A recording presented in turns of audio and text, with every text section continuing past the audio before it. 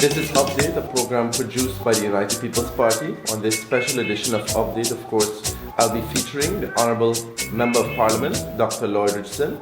I am your host, St. Martin, for the program Update, and I now welcome, of course, Doc to the program. Thank you very much, Stuart.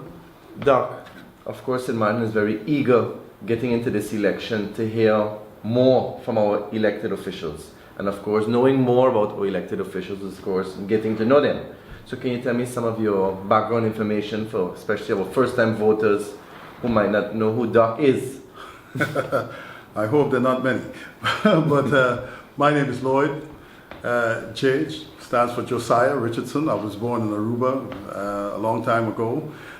Went to Iranian school, also John Wesley College, where I finished my MULO. Went on to Maracas Valley in Trinidad, university by the name of the University of the Southern Caribbean, but at that time it was Caribbean Union College. I did liberal arts there for 2 years and then went on to Andrews University in Berrien Springs, Michigan, where I majored in chemistry and biology, and from there went to medical school at the Universidad Autónoma de Guadalajara, the Autonomous University of Guadalajara in Mexico, where I finished my medicine, did my internship at Montego Bay in Jamaica, from the University of the West Indies, and then served the Mexican government in Nuevo Laredo, a state by the name of Tamaulipas, for a year for social service because of the scholarship that they gave me, and then returned home,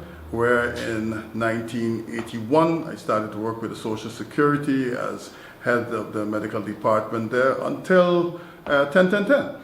Then I found a turning point in 1989 together with Julian Richards and Roland Tuitt. That rolled on until 1996. We got a subsidy for the building of the now rehabilitation center. Actually, we raised in 1993, the 28th of February, $250,000 US with a telethon here. Never been done before and hasn't been done since. But we were assisted by many organizations here, too many and too numerous to mention, where I think it was cardinal then that we got the response of this public to be able to build such a center, which is still functional today.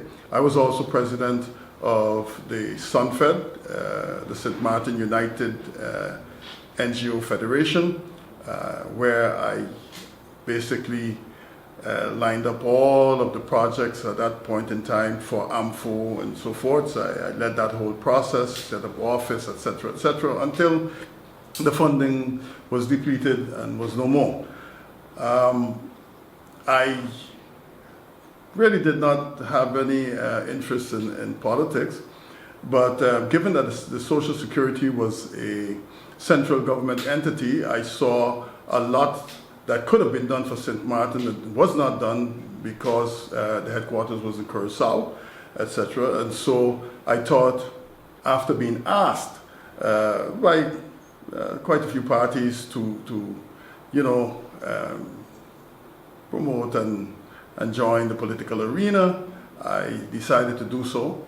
I figured that my constituency would more come from the National Alliance at that point in time, and I did so, and it has proven that was also true.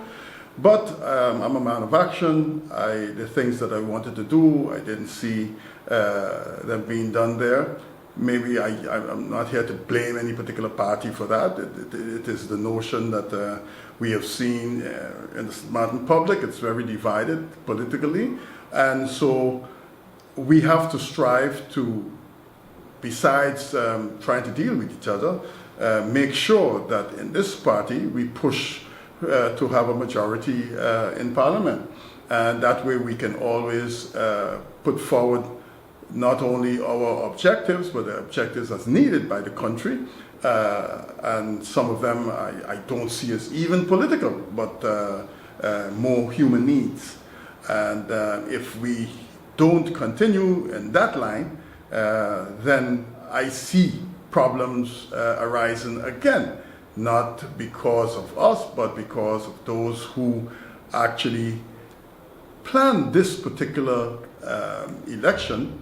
Our duty was to make sure that the electoral process was changed so that it could avoid, a lot of ship jumping, and also to really have stability of government, which anybody who knows anything about politics would understand that you can't go forward if you don't have stability. You can have change, but not stability. With all of that said and done, if I may ask, why up? When you ask why the UP, the fact is that we have an innovative leader, a leader who's willing to give you the avenues through which you can go out independently and seek ways and means to assist this country in solving its problem.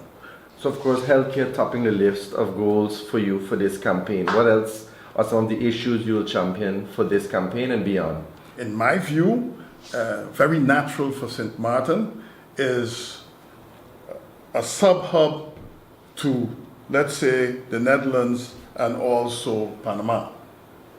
If you draw a line from Holland straight down to Panama, you will pass over St. Martin.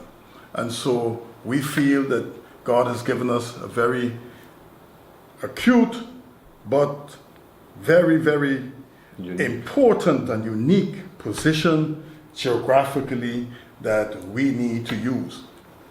Of course, this has been the program Update. We of course featured on this special edition of Update the Honourable Member of Parliament, better known as Doc, on the program for this edition. We thank you for listening.